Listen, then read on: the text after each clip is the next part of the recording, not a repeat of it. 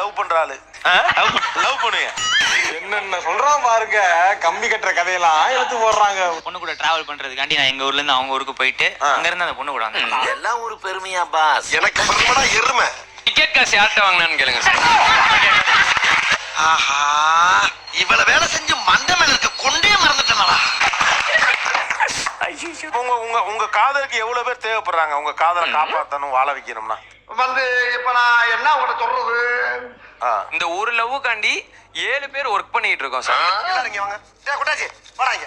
வேலைப்பா நீ வாங்க. அந்த இங்க இருக்காங்க பாத்தீங்களா, இந்த மாதிரி உங்க ரோல்ல அவன் இருப்பான் சார்.